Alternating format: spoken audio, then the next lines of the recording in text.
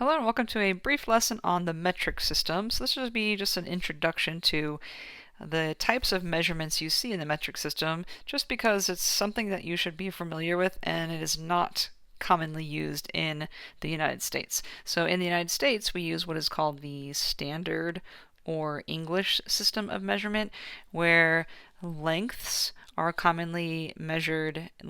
distances are commonly measured in inches, feet, yards, miles. If you're measuring weight, our weights are commonly measured in ounces, pounds, and tons.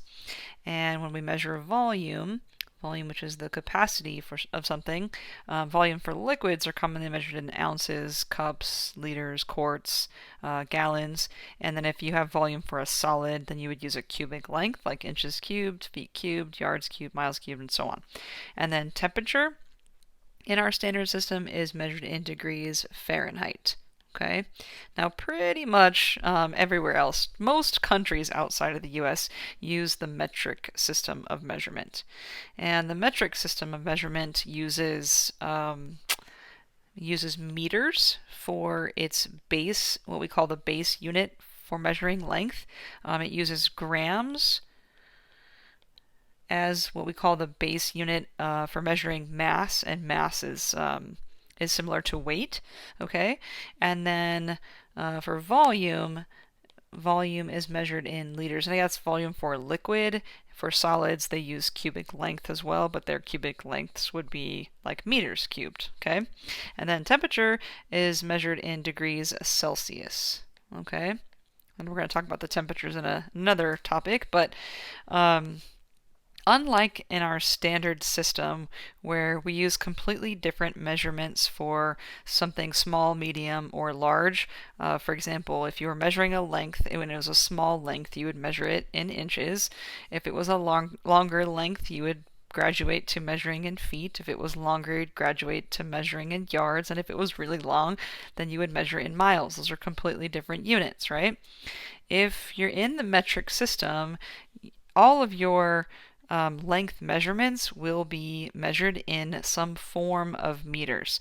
What they do in the metric system is simply add a prefix to their base unit. So if it was a medium length, you might measure it in strictly meters. If it was a smaller length, then maybe you measure in centimeters. Or if it was a longer length, then it could be measured in kilometers, where you're adding a prefix to that base unit, which either increases or decreases by some factor of 10. So in the metric system, you're simply adding a prefix to the base unit to measure different amounts, small, medium, large amounts. Okay, so what are the prefixes that are used in the metric system? We have the kilo.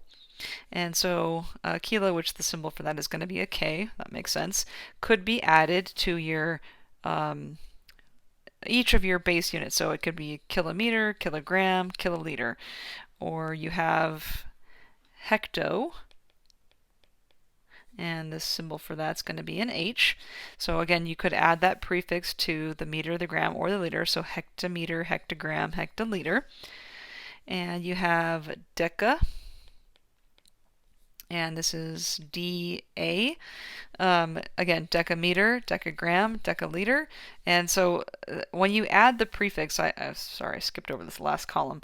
If you add the kilo prefix to meter, gram, liter, then it's basically times 1,000. So a kilometer would be 1,000 meters, or a kilogram would be 1,000 grams. Okay. And then hecto is the base unit times 100. So if you said hectoliter, hectoliter would be 100 liters. Or deca, again, you can add it to each of them. Decagram, for example, would be 10 times the base unit. So a decagram would be 10 grams. Okay? And then we have the base unit itself. So again, your base could be a meter or a gram or a liter. So each of these could be after the prefix. And so meter or gram or liter. And we usually use a capital L for the liter just so that it doesn't get mistaken for a 1 if you use the lowercase. And then so we have these prefixes that can increase the base unit, and then we also want to decrease if we're measuring something that's small. And so we have deci. So deci, and that's just going to be D, and that's why DA is used for deca, so it's not to confuse with deci. That is 1/10 of your base unit. So a decimeter would be 1/10 of a meter, or a decigram would be 1/10 of a gram. And then you have centi. Okay, and that's going to be a C. So you can have a centimeter, a centigram, a centiliter. That would be 1/100th of a meter or a gram or a liter. And then the last one is a milli. And the abbreviation there would just be an M. And that's going to be 1,000th of your base unit. So a millimeter is a 1/1000th of a meter, or a milligram or a milliliter would again be 1/1000th of the gram or the liter. Okay, so let's just kind of put this all into context here, because again, each of these prefixes could go with each of our base units. So a kilometer or a kilometer, you can say that either way, would be a km. That would be 1,000 meters. Or a hectometer, hm, would be 100 of our meters. A decameter would be DAM. I know, great, right? Or let's stick to the lowercase here. DAM, decameter, that would be 10 of our meters. Our base would be the meter, and that would just be 1 meter. Decimeter is going to be DM, and that is 1/10 of a meter.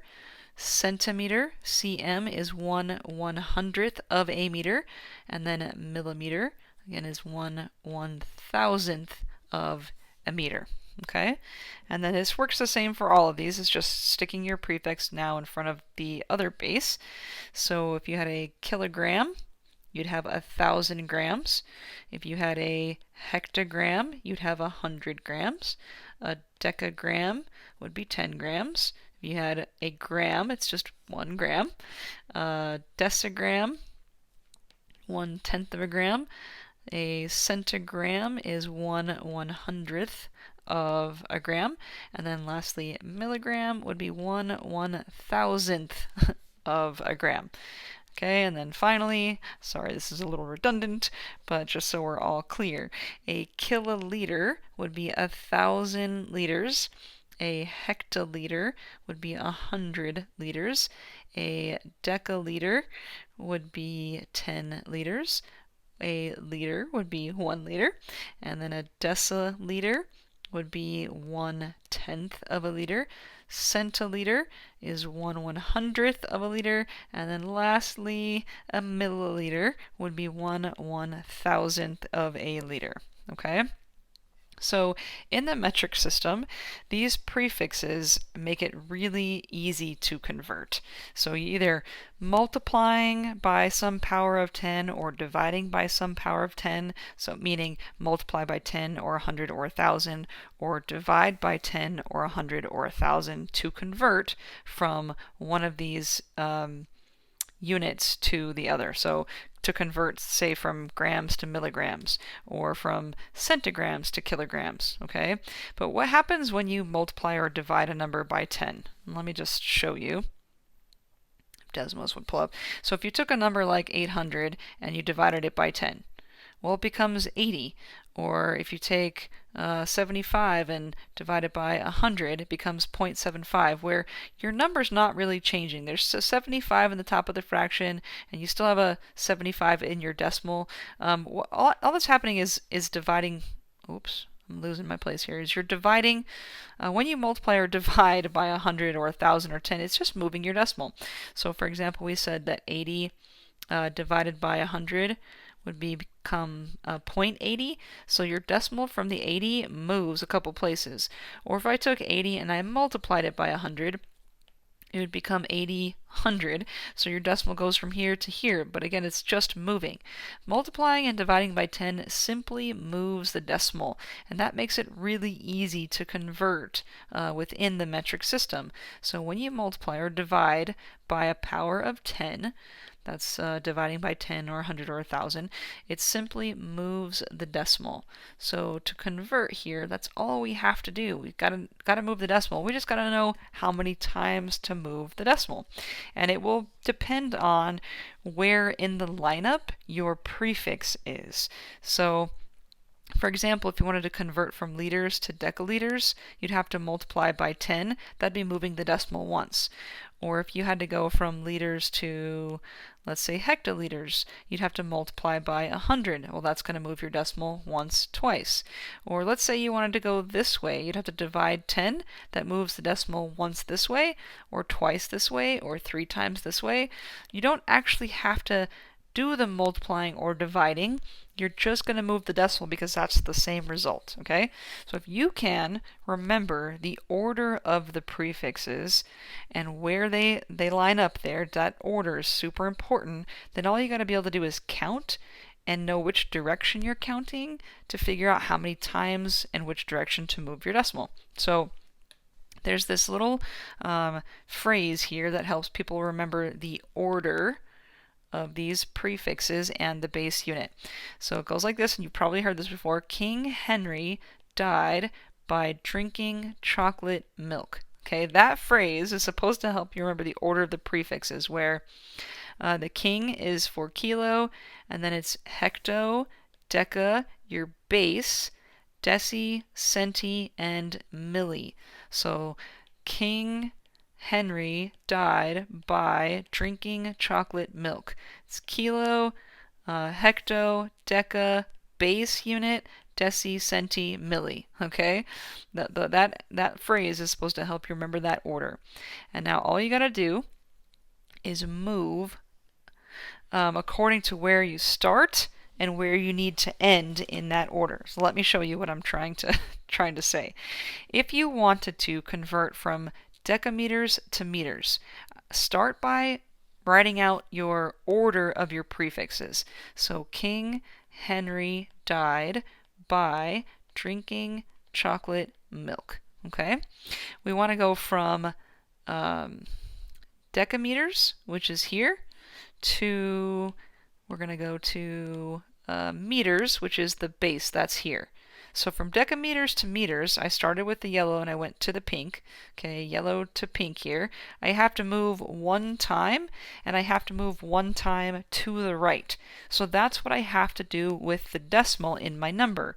I have to move the decimal the same way I moved in the order of prefixes. 1 time to the right. Okay, 1 time to the right. So right now, 8.0, that's my number. My number is 8. The decimal, because we don't see it, is directly after the number. If I had to move 1 time to the right, there's technically a 0 hiding there as well, then my number becomes 80. So 8 decameters is 80 meters. Now, we knew that, right? We talked about that a little while ago, but this is just to warm you up to the process, okay? Now, let's try this again. So, King Henry died by drinking chocolate milk. There's our order of our prefixes. This time, we're going to go from hectograms. Hectograms is here. And we're going to go to grams, which is our base. So in the prefix order, to get from hectograms to the base grams, I have to go 2 times to the right. So I want to do the same thing in my number. I want to move the decimal 2 times to the right. So my number right now is 35.7, and I can add as many zeros as I need to, okay? But what I have to do is move the decimal that's here once, twice to the right. That tells me my answer is 3570. Now my decimal point is here. So that'd be 35.7 hectograms is going to be 3,570 grams. Okay? And let's do it one more time with an easy one. And again, this is going to be King Henry died by drinking chocolate milk. So this time I want to go from milliliters, which is here, to liters, which is the base. So I gotta go backwards this time. If I want to go from milliliters to liters, I gotta go 1, 2, 3 times to get there. To the left this time. So I have to move the decimal 3 times left. So my number right now is 1.34, and because I'm moving left, I'm going to put some zeros this way. If I move my decimal once, twice, 3 times left, then my number becomes 0.00134 liters. Okay? All right, let's try again. Now, moving to the base is actually pretty easy, and you can use the table that we talked about up here of, well, just divide 10, or just divide 100, or just divide 1,000, or just multiply by 10, or multiply by 100, or multiply by 1,000.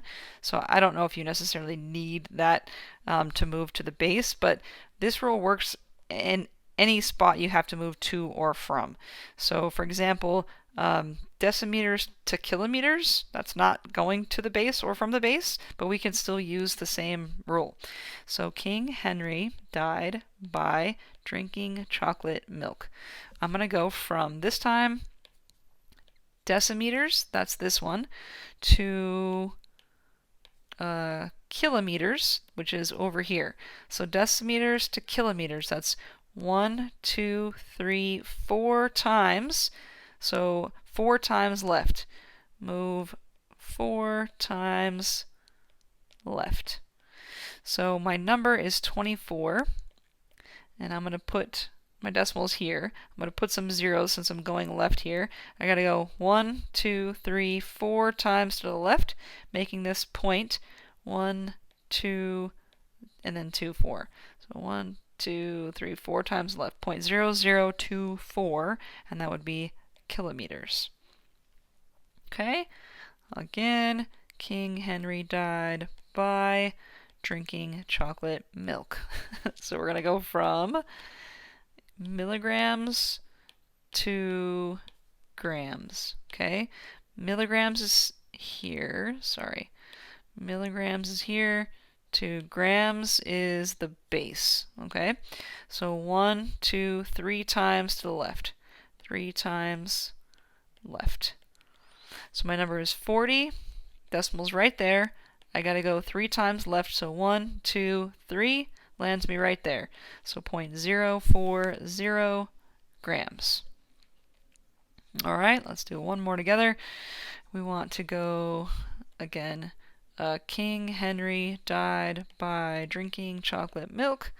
This time going from liters, which is the base, to centiliters, which is going to be here.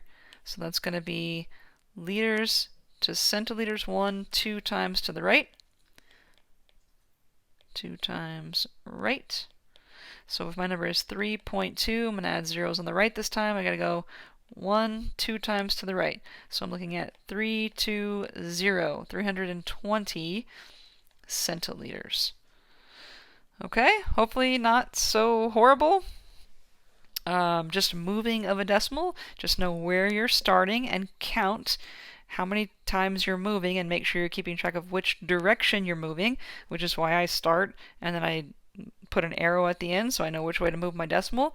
The same number of places and direction you go in the order of prefixes is how you will move your decimal in your number. Okay, so I have one for you to try. It says to arrange these in ascending order. That means they should ascend or get bigger. In order to do this, and now feel free to pause and try it out, we want to have them all in the same terms, like have them all be milliliters, have them all be liters, have them all be hectoliters, have them all be the same units so that we can actually compare them. Now pick one of the units that you already have, so you won't want to like convert them all to kiloliters because then you have to change them all, right?